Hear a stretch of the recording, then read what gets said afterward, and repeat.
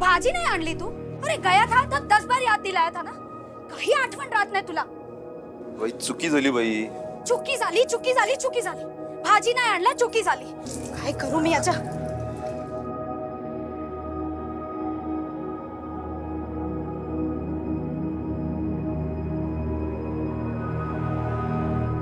पापा इसमें क्या है? इसमें अपने घर के रेडियो के लिए और एक रेडियो. अरे कंडक्टर है तू, क्या जरूरत थी इतना खर्चा करने की? काय ग तू नेहमी किट किट किट किट करत असते. ये नहीं लाया वो नहीं लाया और जब लेके आता हूँ तो आई हे बघ हे. हाँ बघते काय आणले. ए हाथ देखना तेरे आटा से भरे ना. ये राहू दे, हम दोनों बाजार जाके सब्जी लेके आते. बस हेच करा नेहमी. आणखी काय येत नाही तुम्हाला? यही करूं मैं पूरी जिंदगी. जरूर कोई ना कोई होगी तुम्हारी बात.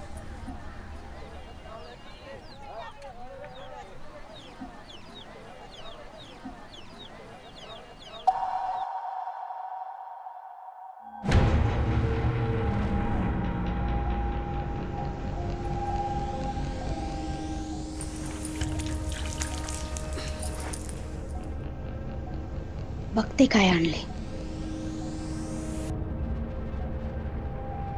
चालू कैसे करूं इसे?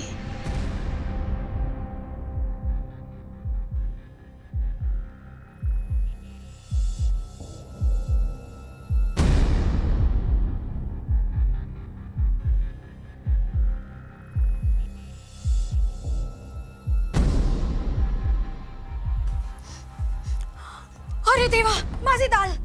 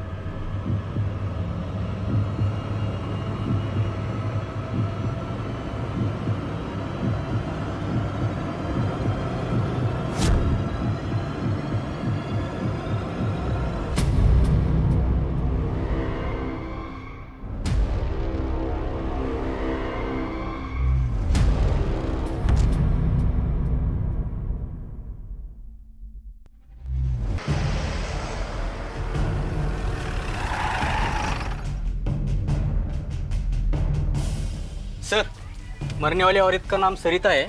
वो उसका पति और बेटी है. अच्छा सुनो, अभी यहाँ पे किसी भी चीज को टच मत करना. Yes sir. ये बॉम्ब ब्लास्ट का केस है. एसटीएस को बुलाओ तुरंत.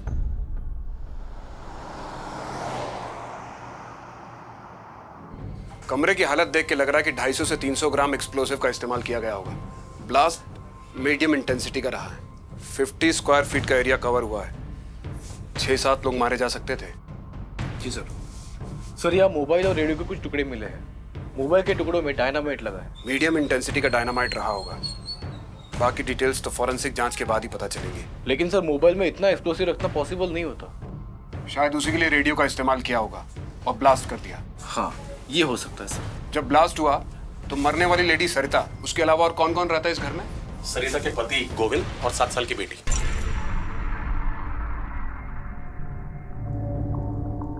गोविंद, बॉम्ब कहां से आया तेरे घर में? बॉम्ब मैं नहीं जानता सर. नहीं बता, मैं बताता हूं. शुरुआती जांच से हमारा अंदाजा है कि बॉम्ब रेडियो में था. रेडियो? लेकिन हमारे घर में तो कोई रेडियो है ही नहीं. तुझे क्या लगता है कि बॉम्ब से रेडियो के टुकड़े टुकड़े हो जाएंगे और हमें पता ही नहीं चलेगा कि घर में रेडियो भी था? हाँ याद आया साहब, वो रेडियो ही तो लाया था मैं उस दिन. बड़ी जल्दी याद आ गया तुझे. अब ये भी याद करके बता तूने कहां से खरीदा? साहब वो खरीदा थोड़ी था, वो तो मुझे बस में मिला था. मिला था मतलब किसी ने गिफ्ट किया तुझे? नहीं नहीं, किसी ने दिया नहीं था. वो बस वहां पर चोरी किया था. चोर मत बोलिए साहब. क्या बोलो? खूनी, मर्डरर?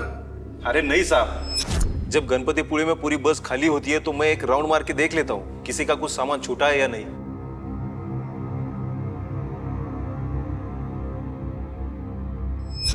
वो लाल बैग कोई भूल गया। तो इसका मतलब यह है कि अगर कोई किसी का सामान वहाँ पे गलती से भूल जाए तो तुम अपने घर लेके जाओगे? हाँ, ऐसी बात नहीं है साहब, मजबूरी में कभी कभी लाना पड़ता है। ऐसी क्या मजबूरी थी तेरी? साहब उस दिन वो खोया पाया विभाग बंद था, इसलिए तो वो रेडियो जमा नहीं कर पाया मैं। गोविंद, कुछ ज्यादा ही संयोग नहीं हो रहे तेरे साथ?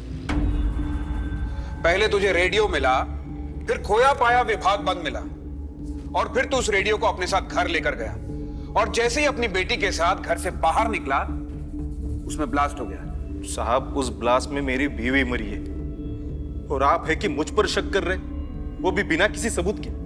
मरी है कि मारी गई है, और जब सबूत मिलेगा तो शक नहीं करेंगे, सीधा चार्जशीट फाइल करके मर्डर का केस बना देंगे, उसके बाद उम्र कैद या फिर फांसी। साहब आप बार बार मुझे ही क्यों धमका रहे हैं? मैंने कुछ किया ही नहीं है। अगर आपको झूठ लगता है तो वो साफ सफाई करने वाले जनक से बात कीजिए, उसी के सामने वो रेडियो वाला बैग उठाया था मैंने। अच्छा मुकुंद, गोविंद के बयान को वेरीफाई करवाओ सफाई कामगार से, और पता करो कि बॉम्ब ब्लास्ट में एक्सप्लोसिव कहां से अरेंज किया गया था। इंटेलिजेंस एजेंसी से पता करवाओ कि कोई स्लीपर सेल एक्टिव हुआ है क्या। बस नंबर MH123548 सतारा से गणपतिपुळे आई थी। जी सर। उस बस से गोविंद को कुछ लाल बैग मिला था। हाँ साहब, गोविंद को सीट के नीचे से एक लाल बैग मिला था। उस बैग में कुछ था क्या? नहीं माहित साहब, मैं तो अंदर नहीं देखा क्या था, लेकिन बैग में एक फोन था, ये देखा, वो बैग से गिरा था इसलिए। नमस्कार वो। हाँ नमस्कार नमस्कार। सर आपका शक बिल्कुल सही निकला। बम इस रेडियो में ही फिट किया गया था। रेडियो का स्पीकर निकाल के उसमें डेटोनेटर लगाया गया था, और धमाके के लिए सेकंड डिग्री का डायनामाइट का इस्तेमाल किया गया था। लेकिन ये डायनामाइट तो कोल माइंस में इस्तेमाल किया जाता है, और इसका मिलना इतना आसान नहीं है, इसका तो पूरा लीगल प्रोसेस होता है। सर हो सकता है इलीगली खरीदा गया हो या कोई पेशेवर इन्वॉल्व। सर इंटेलिजेंस की रिपोर्ट मिली है, अभी तक कोई स्लीपर सेल एक्टिवेट नहीं है, और ना ही कोई एक्सप्लोजिव बाहर से आने की कोई खबर है। और सर जिसने भी ये बॉम्ब बनाया है वो बिल्कुल नौसिखिया है। लास्ट में जो मोबाइल मिला, इससे कोई इन्फॉर्मेशन मिल सकती है? बिल्कुल भी नामुमकिन है सर, क्योंकि मोबाइल के टुकड़े टुकड़े हो चुके हैं, और IMEI नंबर और सीरियल नंबर दोनों ही खराब हो चुके हैं। पर ये जो मोबाइल के टुकड़े मिले हैं, इससे हो सकता है कि बॉम्ब के सर्किट को पूरा करने के लिए यूज किया गया हो। दूसरे फोन से रिंग किया और सर्किट पूरा हुआ। सर मैंने गोविंद से दूसरे फोन के बारे में बात की थी, लेकिन उसने कहा कि जब वो ब्लास्ट के पहले बाहर निकला तो वो गोविंद अपना फोन लेके बाहर निकला था, तो घर में सिर्फ उसकी बीवी का फोन था, और उसका फोन हमें किचन पे मिल चुका है। गोविंद ने हमें तीसरे मोबाइल के बारे में नहीं बताया। सर ब्लास्ट से पहले गोविंद और उसकी बेटी का घर से बाहर आना और सही सलामत बच जाना, ये मुझे संयोग नहीं लग रहा। हो ना हो गोविंद तीसरे फोन की बात हमसे सदमे में छुपा रहा है, या सच में, ये समझ में नहीं आता। मुकुंद जी सर। गोविंद के घर के आसपास जाके पता करो कि गोविंद की लाइफ में क्या चल रहा था, वो किन किन लोगों के साथ उठता बैठता था, कौन कौन उसके घर आते थे, और उसकी पत्नी के साथ उसका कैसा रिश्ता था, सब कुछ। जी सर। सब पड़ोसन हो तो सब कुछ पता ही होगा ना, इसीलिए तो आपसे पूछताछ कर रहे हैं। वैसे कौन कौन आता था गोविंद के घर पर? सब आसपास के ही लोगों का आना जाना था। और पति पत्नी में रिश्ता कैसा था? अब क्या बोलूं साहब, अब घर की औरत का अपने मर्द पर एक बार शक हो जाए तो वो सब बढ़ास गुस्से में ही निकालेगी ना। शक किस बात के लिए? लेडीज कपड़े का बैग मिला था सरिता को।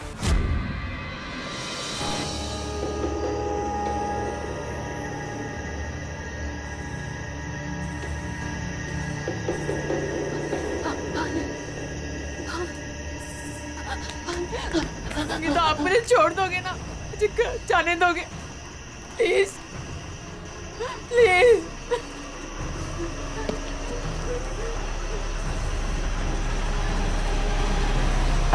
गोविंद तेरा लफड़ा चल रहा था, ये बात तूने बताई नहीं।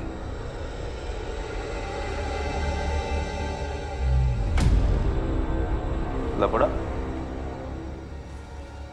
कौन सा लफड़ा? दूसरी औरत का लफड़ा। फिर उस लफड़े के बारे में तेरी बीवी को पता चल गया, तेरी बीवी ने किचकिच चालू कर दी, और उस किचकिच को शांत करने के लिए बम का धमाका। बोल, बराबर बोला कि नहीं? अरे नहीं साहब, बताइए ये बात आपको किसने बताई? मेरा कोई लफड़ा नहीं था। था नहीं है? अरे नहीं है साहब। अच्छा चलो था भी तो फिर क्या उसे मार देता मैं? हाँ, और किसकी बीवी खिचखिच नहीं करती? सभी की करती है, आपकी भी करती होगी। तो फिर क्या उसे बम से उड़ाते क्या? वो कौन?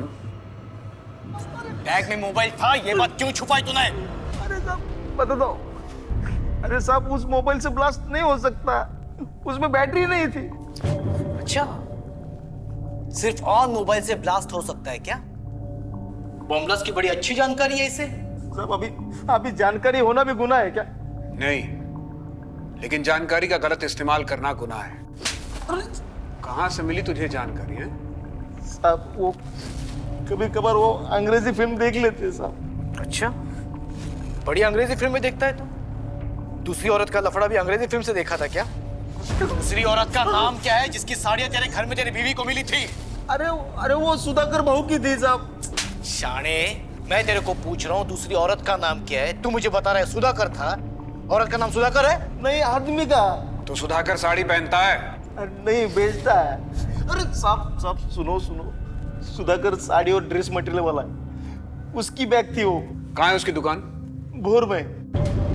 सुधाकर को जब भी अपनी दुकान के लिए कुछ मटेरियल चाहिए होता है तो वो सातारा फोन कर देता है। वो नहीं, भारी वाली 40 साड़ियाँ भेजना। अरे वो गोविंद है ना, उसी के गाड़ी में भेजना। अरे भरोसा वाला आदमी अपना। फिर सातारा में एक आदमी उसके मटेरियल का बैग मेरी बस में रख देता है। फिर बाद में वो भोर में वो सुधाकर अपनी बैग उतार लेता है।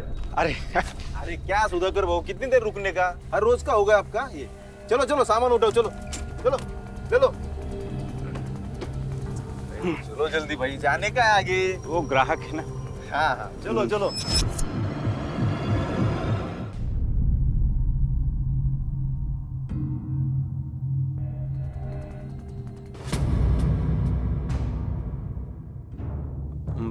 कॉन्डम खरीद रहा था साहब मैं। सातारा में एक ब्लास्ट हुआ है, सरिता नाम की एक औरत मारी गई है। उसी सिलसिले में पूछताछ करनी है। चल साहब मेरी तो दुकान है। तू चल बताता हूँ मैं तेरे को। या साहब, ही माझी दुकान। आपको लगता है मेरे जैसी दुकानदारी करने वाला आदमी बॉम्ब ब्लास्ट करेगा? हमने तुमको बोला कि तुमने ब्लास्ट किया? नहीं, वो कोई बात कर रहा। जो पूछ रहे हो उसका जवाब दो। बस नंबर MH3458 से तुम्हारा सामान आता है क्या सातारा से? हाँ, ड्रेस और साड़ी मटेरियल मंगवाता हूँ। तो कभी ऐसा हुआ है कि तुम सामान लेने गए ना हो? हाँ साहब, कभी कभी ग्राहक ज्यादा होता है ना, तो स्टॉप पे पहुंचने के लिए मुझे लेट हो जाता है। पर एक बार तो मैं जा ही नहीं पाया। लेकिन वो गोविंद कंडक्टर है ना, वो अपने घर ले गया था मेरी बैग। अगले दिन उसने वापस कर दिया साहब। ठीक है, अभी यहाँ से जाना मत, और कभी पुलिस स्टेशन बुलाए तो इंक्वायरी के लिए आ जाना। ठीक है साहब। सर, हमने गोविंद की कॉल डिटेल्स निकाल के चेक की, उसमें से उसका कोई अफेयर का एंगल सामने नहीं आया। हो सकता है गोविंद का जिससे अफेयर हो वो उससे फोन पे बात ही ना करता हो, उसके आसपास की कोई औरत हो, या ये भी हो सकता है कि गोविंद ने कोई दूसरा नंबर ले रखा हो। और सर, भोर पुलिस ने पता लगाया है सुधाकर साड़ी वाले का सामान गोविंद की बस से ही आता है। 1-2 बार गोविंद उसका बैग अपने साथ घर लेके गया था। मुकुंद, हो सकता है कि गोविंद बड़ा चालाक हो और अपने अफेयर के लिए उसने बॉम्ब से बीवी को मार दिया। या ये भी हो सकता है कि गोविंद जो कुछ कह रहा है वही सच हो, उसे वो बॉम्ब बस में मिला। बॉम्ब बस की किसी सवारी को मारने के लिए प्लांट किया गया था, लेकिन बॉम्ब बस में ब्लास्ट नहीं हुआ और वो बॉम्ब को उठाकर अपने साथ अपने घर ले आया। हो सकता है सर। और अगर हमारा दूसरा वाला अंदाज सही है तो ऐसा भी हो सकता है कि बस की जिस सवारी को मारने की कोशिश पहले की गई थी उसे दोबारा मारने की कोशिश हो जाए। इसीलिए हमें जल्द से जल्द सच का पता लगाना होगा। एक काम करो, तुम गोविंद, क्योंकि दूसरे एंगल की जांच पड़ताल के लिए हमें उसकी मदद चाहिए। जी सर।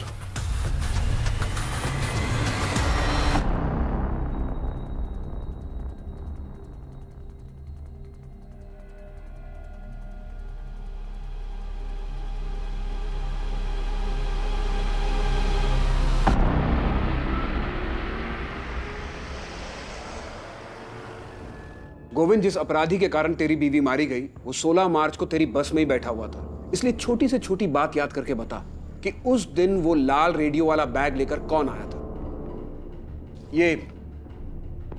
ये तेरी टिकट्स की डिटेल्स है, इन्हें देख के याद कर।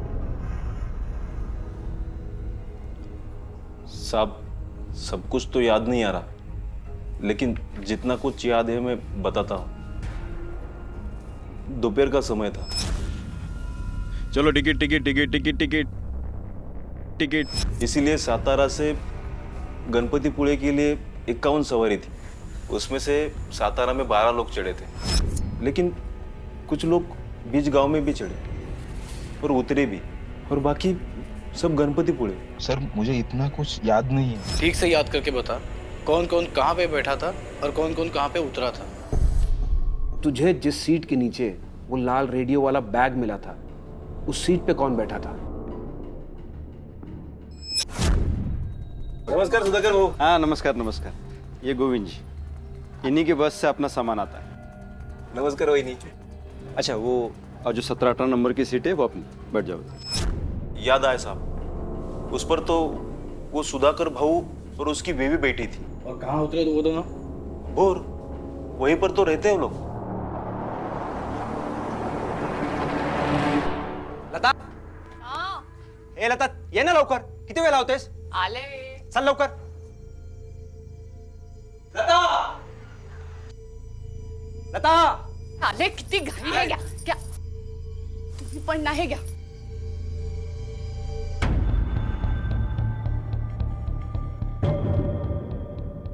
भाऊ कुठे बाहेर चालले का? वहिनी है तो मैं पूछ लेता हूँ कौन सा पंखा ठीक करना है. हो साले, अहो क्या देख रहा था? झालं काय? छोड़ दो ना उसे. वहिनी आओ. काय भाऊ काय झालं काय? वहिनी काय आहे? आओ, काय झालं काय? सांगू द्या ना त्याला. चल. अरे साले पट. अरे पिछली बार की मार भूल गया तू? ये चश्मा निकाल और पट्टी देख. का दिमाग गंदा है तो मेरी सोच गंदी बोल दी. पिछली बार तो मैंने कुछ नहीं कहा था, लेकिन इस बार ना मैं तुझे. अरे चल. आओ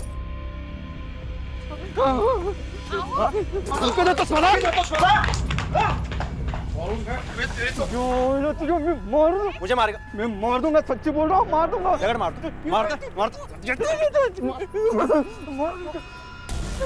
छोड़ दो उसे. लेके जाओ इसको, तो उसकी दूसरी आंख में फूट जाएगी. छोड़ो उसे, जाने दो.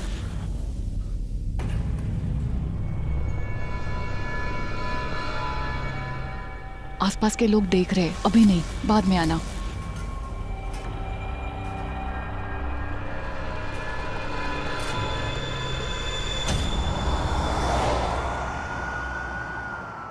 मैं एसटीएस से पीआई सुहास और ये पीएसआई मुकुंद. सतारा में जो बॉम्ब ब्लास्ट हुआ है, हम उसकी इन्वेस्टिगेशन कर रहे हैं.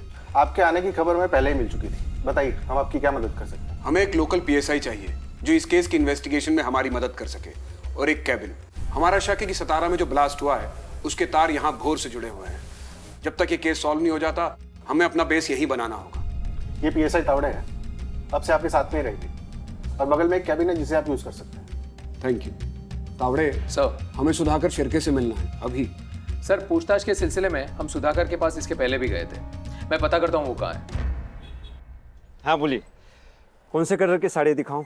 ये डिफेक्टिव साड़ी है, मुझे नहीं चाहिए. मुझे मेरे पैसे दे दो. बोर्ड पायला का? बेचा हुआ माल वापस नहीं मिलेगा. ये लो, सुबह सुबह धंधे की खोटी मत करो. चलो ये लो. अरे ऐसा कैसे बात कर रहे हैं आप?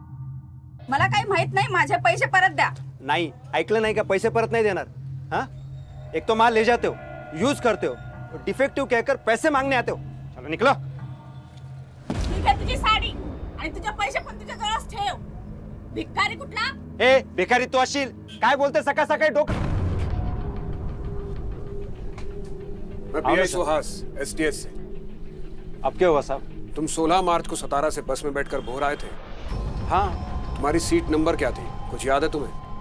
साहब मेरी परमानेंट सीट है, 17 नंबर लकी में, उसी पे बैठा था. तुम्हारी लकी सीट के नीचे बॉम्ब रखा गया था. बॉम्ब? हाँ, और हमेशा क्या कि वो बॉम्ब तुम्हें मारने के लिए रखा गया था, और बस कंडक्टर गोविंद की पत्नी सरिता मारी गई. अरे देवा, गोविंद के बेबी के साथ तो बहुत बुरा हुआ. साहब मुझे कौन मारना चाहेगा? यही हम पता लगाने की कोशिश कर रहे हैं कि ऐसा कौन कर सकता है. 16 मार्च को तुम सातारा से भोर आने वाले थे, ये बात किस किस को पता थी? घर के पास वाले और दुकान के पास वाले. इन्हीं को पता थी। पब्लिक अनाउंसमेंट करके निकलते हो क्या? एक चीज अच्छे से ध्यान रख के मुझे बताना, उस दिन कोई जान पहचान वाला बस में लाल बैग लेके चढ़ा था क्या? मैंने ध्यान नहीं दिया साहब। सुधाकर, तुम्हारी जान खतरे में है, इसलिए हमसे कोई बात मत छिपाना। 4 महीने पहले मारपीट वाला केस, हमें शिंदे की बीवी के साथ उसकी दुकान में बदतमीजी करने की कोशिश। साहब, आप मुझे बचाने की कोशिश कर रहे हो या जेल भेजने की? तेरे दुश्मनों की लिस्ट बनाने की कोशिश कर रहे हैं जो तुझे जान से मार सकते हैं। साहब, ये अमय जो है ना, वो बहुत खतरनाक है। उसने झूठा केस किया था मुझ पर। सच बात तो ये है कि मैडम, हे बघा, एकदम छान साड़ी, ये पहन के ना अच्छी अच्छी हीरोइनें फीके होनी है, ये इस तरह से। ये क्या कर रहे हैं आप? साड़ी पहना रहा हूँ। साड़ी पहनाने के नाम पे बदतमीजी करता है। हाथ लगाने से पिघलती है तो यहाँ क्यों लाया? घर रखने का ना। क्या बोला तेरी तो साहब?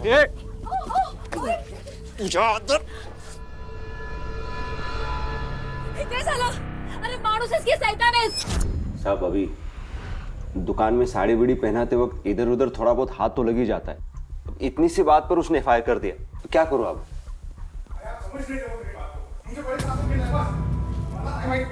तुम्हारा कळत कैसा नहीं है? आवड़े देखो कौन है? सर वो मेरी बेटी नहीं मिल रही है। कब से? सुबह तो स्कूल के लिए निकली थी घर से, दोपहर को मुझे कुछ अचानक काम आ गया तो मैंने स्कूल में फ़ोन किया था जल्दी छोड़ने की रिक्वेस्ट के लिए, तो उन्होंने कहा कि वो 10 दिन से स्कूल ही नहीं आ रही है। तो रिश्तेदारों और पड़ोसियों के यहाँ पे पूछताछ की? हाँ, सब जगह ढूंढा सर, लेकिन वो कहीं नहीं है।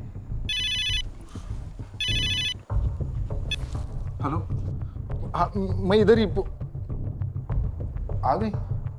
हाँ ठीक, मिल लगे चालो। हाँ हाँ ठेव ठेव। सॉरी सर, मेरी बेटी घर पर आ गई है। आ गई? हाँ, मैं चलता हूँ। देखा साहब, कितना बिंडोक है। अच्छा हुआ उसकी लड़की मिल गई, नहीं तो वो भी केस मेरे पे डाल देता। तू कुठे होतीस? ठीक है ना तू?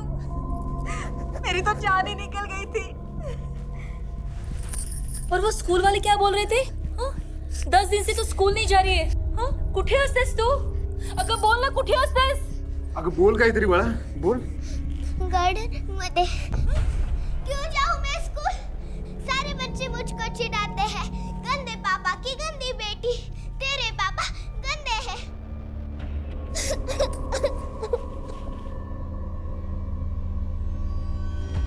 देखो छकुली, उन्होंने कोई गंदा काम नहीं किया। चलो ticket ticket ticket ticket ticket. अरे अमय दादा, वो जले पे लगाने के लिए दवाई बोला था ना? 3-4 दिन लगातार लगाना, आराम पड़ेगा।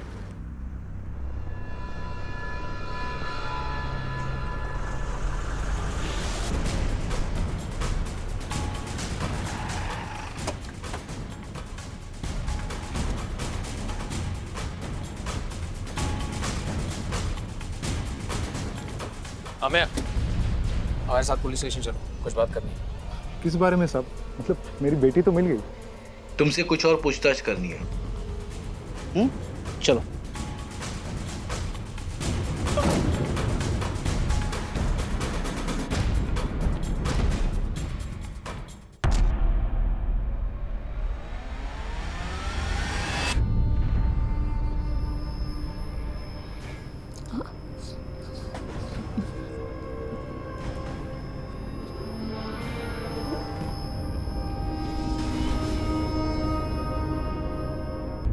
गला सूख रहा है तो पानी पी लो, क्योंकि सूखे गले से सच बोलने में तकलीफ होगी। लो।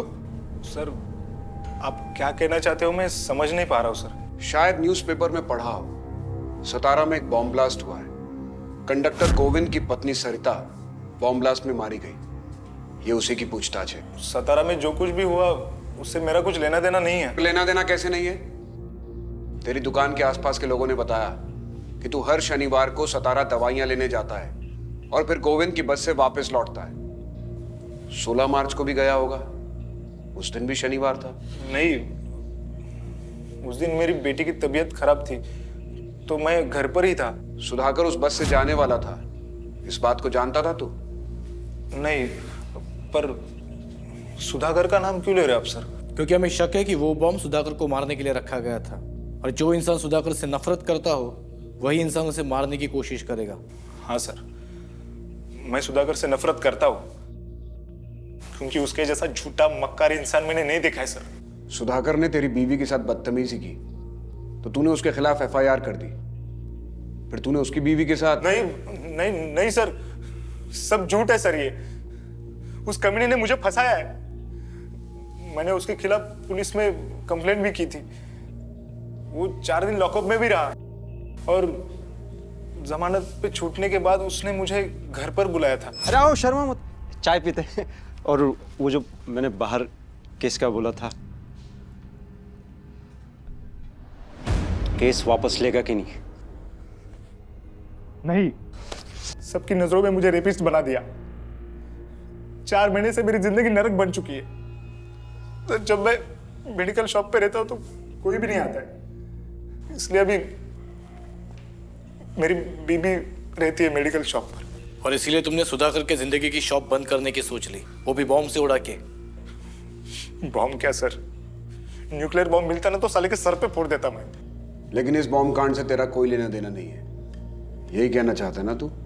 जिस किसी ने भी किया होगा उसने यही सोचा होगा कि बॉम्ब ब्लास्ट होगा और पुलिस सोचेगी कि ये टेररिस्ट का काम है। पर्सनल एंगल तो चेक ही नहीं करेगी पुलिस। अमय के पास स्ट्रॉन्ग मोटिव है सुधाकर को मारने का। उसकी सुबह की चाय से लेकर रात के खाने तक की सारी डिटेल्स निकालो, उसके कॉल रिकॉर्ड्स चेक करवाओ, खास तौर पे 16 मार्च के। उसके अदर कनेक्शंस का भी पता करो। और एक्सप्लोसिव बेचने वाले डीलर से पता चला कि एक्सप्लोसिव किसने खरीदा? हाँ सर, एक्सप्लोसिव सप्लाई करने वाले डीलर से पता चला है कि गणपतिपुरे साइड तो कोई कोल माइन नहीं है, लेकिन हाँ कुछ मछुआरे इलीगली डायनामाइट लेकर जाते हैं समंदर में धमाके करके मछलियां पकड़ने। गोविंद की पत्नी जिस ब्लास्ट में मारी गई, उस ब्लास्ट में इस्तेमाल किए गए डायनामाइट की सप्लाई किसने की थी, ये पता लगाना बहुत जरूरी है। एक बार डायनामाइट सप्लाई करने वाले का पता चल गया तो ये भी पता चल जाएगा कि डायनामाइट की सप्लाई लीक किसने थी।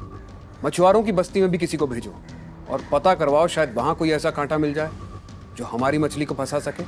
सर, मछुआरों की बस्ती में हमने अपने खबरियों को ऑलरेडी एक्टिवेट कर दिया है।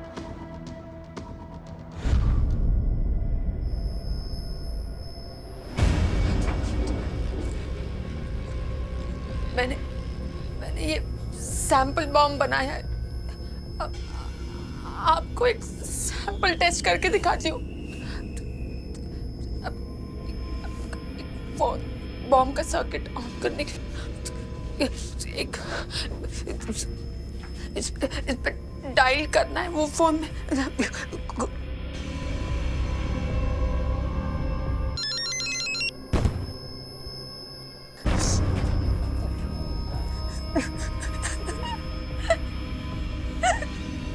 देखा, मैंने बना दिया। अभी बड़ा बॉम्ब बनाने के लिए आप एक किलो डायनामाइट लेके आइए तो मैं बड़ा बॉम्ब भी बना दूंगी।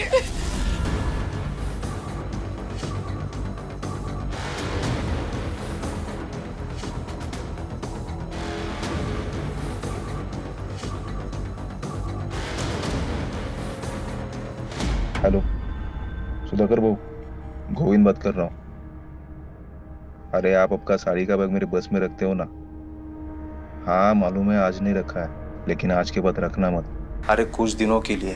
पुलिस का बहुत टेंशन चल रहा है, ये मामला थोड़ा ठंडा होने दो, फिर देखते हैं क्या करते हैं।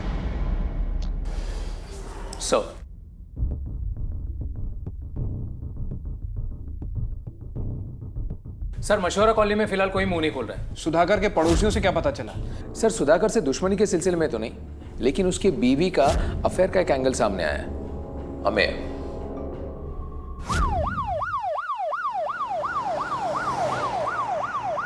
देखिए, हमसे कुछ भी मत छुपाइए।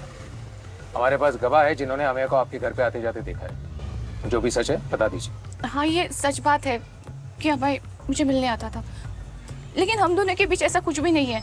देखो, अब नहीं, बाद में आना, आसपास के लोग देख रहे हैं। देखो, तुम्हारे पति ने मुझे झूठे केस में फंसाया है, ये तुम भी जानती हो।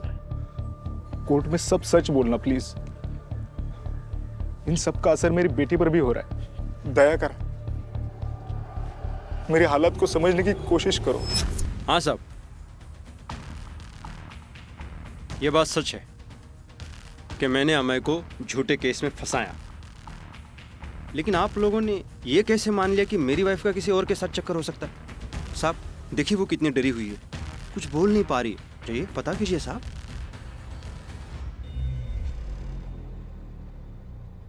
अमय भाऊ, मैंने गुस्से में आकर मेरी बीवी के साथ गलत करने का झूठा आरोप आप पे लगाया था। अब मैं उसके लिए माफी मांगता हूं, लेकिन मन से ये सब निकाल दो, भूल जाओ ये सब कुछ। हाँ, बस एक मिनट, मैं सबको आज बता देता हूं कि मैं गलत हूं और तुम सही हो। खत्म करो ये सब कुछ, मुझे बम से मत उड़ाओ। अगर मुझे मारना है ना ऐसे ही मार दो, ठीक है, लेकिन बम से नहीं।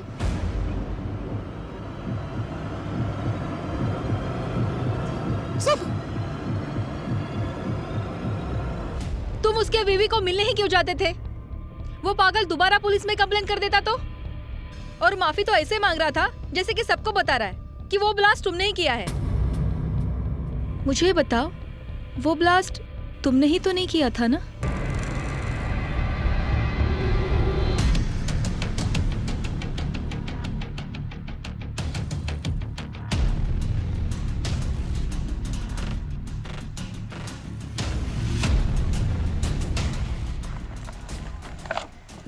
एक किलो है।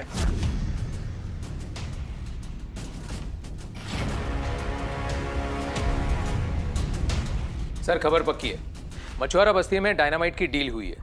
1 किलो डायनामाइट खरीदा गया है, लेकिन किसने खरीदा है और किसने बेचा है इसका हमें पता लगाना होगा। हो सकता है इसके तार गोविंद के घर हुए बॉम्ब ब्लास्ट से जुड़े हों।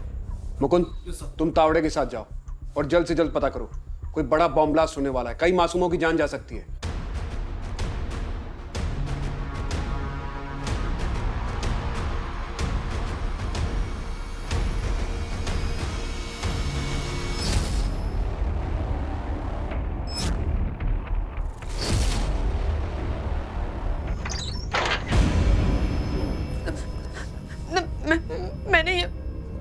मैंने ये बना दिया, प्लीज मुझे घर जाने दो।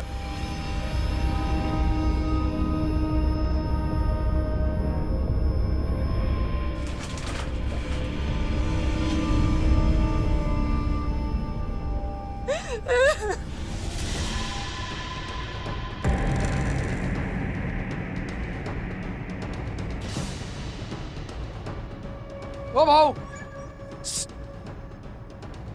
ओ भाऊ, चल बाबू।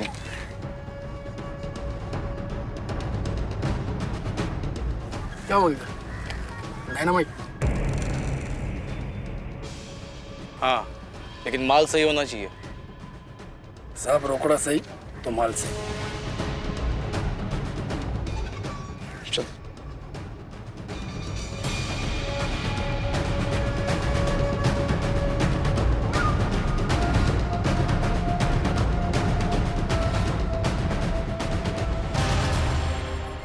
माल चाहिए। ले क्या? यहाँ क्यों लेके आया इनको? अरे 50 के 50,000 दे रहे। कितना चाहिए? 1 किलो टाइप 1 वाला डायनामाइट मिलेगा? हाँ मिलेगा, पहले पैसा दिखो। पैसा? चल दिखा दो। अरे चल चल चल, सच बोल।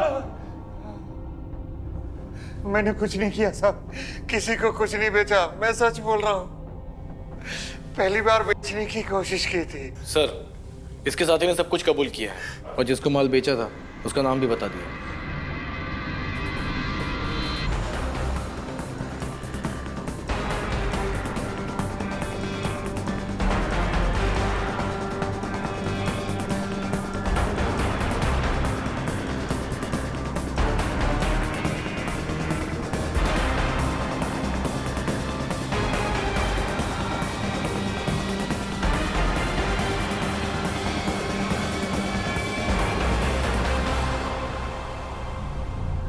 अरे सुधाकर भाऊ,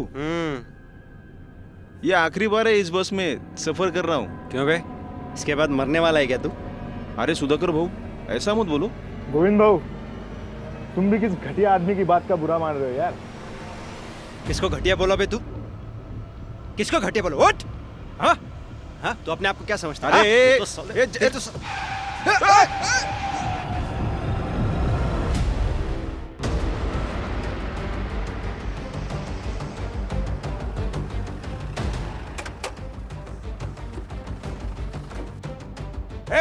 बस खाली करो, जल्दी चलो, चल चल चल दे क्विक, जल्दी जाओ, उधर जाके खड़े हो जाओ।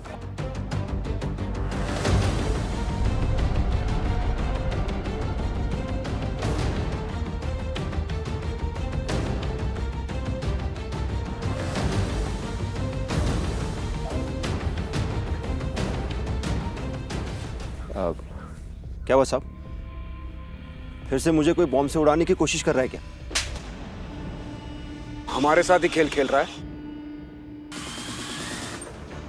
सुधाकर का आज शनिवार है ना, वो तो गए सातारा, अभी 2:30 बजे की बस से। थोड़े क्या कर रहे हो आप? मैंने कहा सुधाकर नहीं है घर पे। नहीं मुझे मिला नहीं। सुधाकर नहीं है घर ही, अब क्यों तलाशी ले रहे हो? मैंने कहा ना।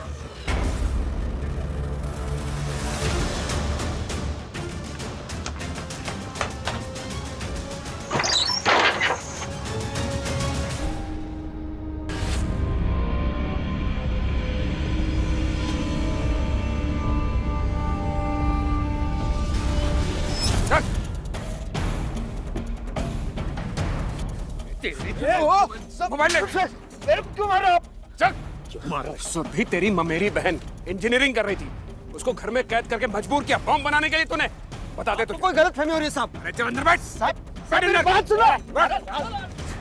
साहब मेरी बात तो सुनो, मैंने कुछ नहीं किया है। मुकुंद तुम यहीं रुको और बॉम्ब डिफ्यूज होते ही मुझे इन्फॉर्म करना। Yes sir. साहब आप मेरा कुछ नहीं कर सकते, कुछ साबित नहीं कर सकते।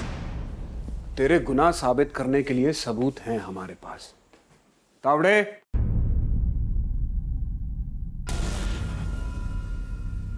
ये तीनों गवाह भी हैं और तेरे गुनाह में शामिल भी हैं।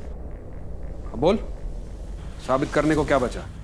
अब मैं तुझे बताता हूं तूने क्या किया। तुझे पता था कि अमेय हर शनिवार को बस में जाता है, इसलिए तूने उसे मारने के लिए बस में बॉम्ब प्लांट किया और बॉम्ब बनाने के लिए नंदू से एक्सप्लोसिव खरीदा। 1 किलो है। मैं को मारना नहीं चाहता था, मैं तो बस उसे फंसाना चाहता था और बॉम्ब ब्लास्ट करने का मेरा इरादा तो था ही नहीं। सुरभि को मजबूर करके, जोर जबरदस्ती करके उससे बॉम्ब बनवाया था और फिर अपनी पत्नी के साथ जाकर 16 मार्च को बस में बॉम्ब रख दिया। उस दिन डबल गड़बड़ हो गई थी। शनिवार को अमेय बस में आ ही नहीं था।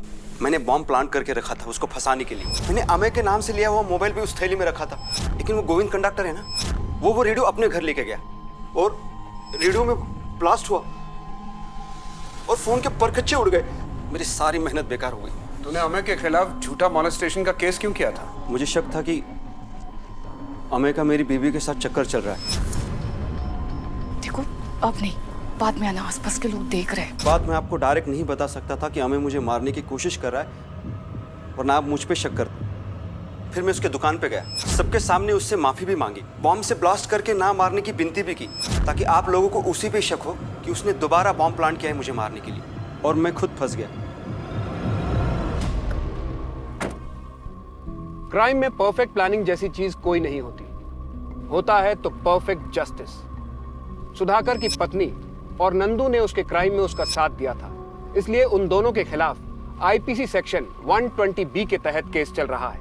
सुधाकर के खिलाफ बॉम्ब प्लांट करने, कंडक्टर गोविंद की पत्नी सरिता की हत्या और अमेय को फंसाने की साजिश के लिए आईपीसी सेक्शन 302 और 120B के तहत केस चल रहा है। इस वक्त तीनों जेल में हैं। अमेय आप्टे के ऊपर जो बदनामी के दाग लगे थे वो धुल गए, क्योंकि उसने कोई अपराध ही नहीं किया था। और सुधाकर को ये बात अच्छी तरह समझ में आ गई कि अपराध के दाग कभी नहीं धुलते। उसका गुस्सा और बदला लेने की भावना, इसने कई लोगों की जिंदगियों को बर्बाद कर दिया था। मैंने अपनी 18 साल की पुलिस की नौकरी में देखा है, ये बदला लेने की भावना हम सब के लिए एक दस्तक है। संभल जाइए, कहीं ऐसा ना हो कि ये आपके साथ कई लोगों की जिंदगियों को बर्बाद कर दे। इसी के साथ मैं विदा लेता हूं। नमस्कार।